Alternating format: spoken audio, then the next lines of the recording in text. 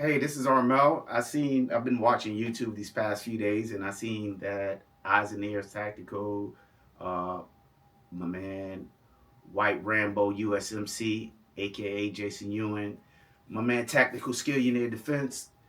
These guys are doing this video called, the Three Guns and Run Challenge, and I was like, wow, I didn't get an invite to this, and it's a good question because I thought about uh, what three guns would I pick. So yeah, and you know what? When I thought about it, it was real easy. So my three gun and run, if you know anything was to ever happen, I need something that versatility is one of my key factors. You know what I mean? That I'm looking for.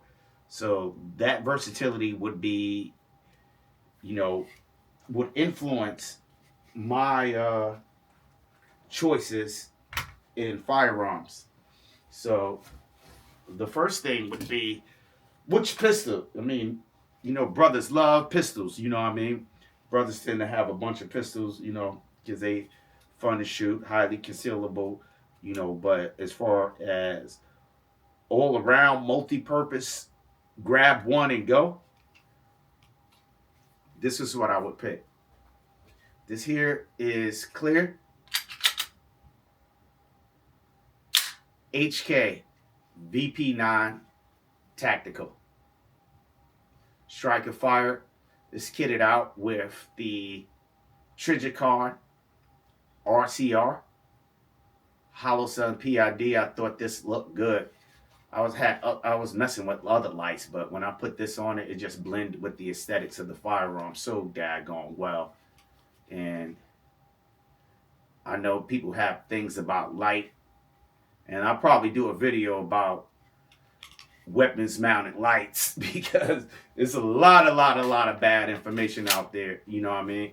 And most people don't even put out pertinent information about actually how to use a light in a self-defense situation. There's a lot of military stuff out there, but there's a difference between military and civilian and law enforcement and regular folks. You know what I mean? And you use your light wrong, it could work against you.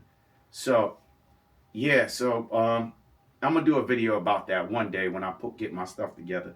But this is the HK VP9. Like I said, this thing is fire, fire, fire, fire, fire.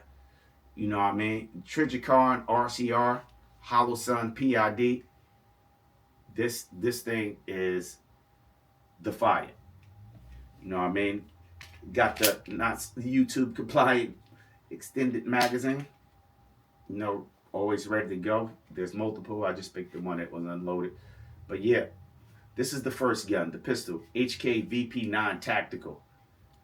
RCR, durability. This Hollow Sun is a very slept on weapons mounted light. You know what I mean? Very, very slept on. But Hollow Sun PID. This here is Trijicon RCR. This gun, HK VP9, threaded barrel, in case I need to throw a suppressor on it. You know what I mean? It needs to be, my three guns and run have to be versatile and with a reputation of durability and indestructibility. You know what I mean? Anyway, that's the first gun, HK VP9. The second gun would be this one. Most of us never probably heard of this one, but this here, Caracal 816. This is Caracal 816. It's a 11.5-inch AR-15 pistol, something like an AR-15 pistol. It's not exactly an AR-15. It's kitted out with I'm testing out this Hollow Sun Raid flashlight, weapons mounted light, rifle style. It has Troy Industries pop-up sights, backup sights. Yeah, this Hollow Sun light is a little bit quirky, but I'm just trying it out. I'm gonna do a review on it too. It's a little bit quirky for a weapons mounted light. But this here is 11.5 inches kitted out with the Trijicon MRO Pro.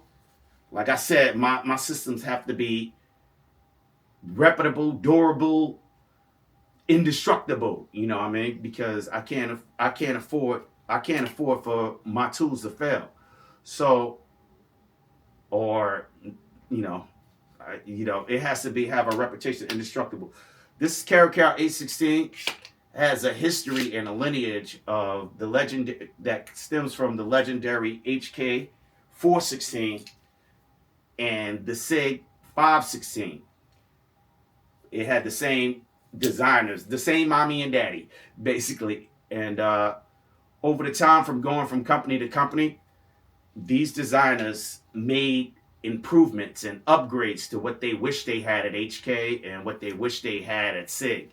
And the birth was this firearm, Caracal 816. 816. This probably go through a few changes. I'm just now getting into night vision, so it's going to be equipped as such. You know what I mean? And I can say that about the HK as well. But everything is going to get a little bit of upgraded to night vision. And I'm experimenting with suppressors right now because all suppressors are not equal. And I don't like them all. So, and I made a mistake of doing something that I'd rather. The third gun would be this. This is actually my first rifle, and it's actually my go-to. It's the Tavor 7, chambered in 308, 7.62 by 51. This has completely ambi controls.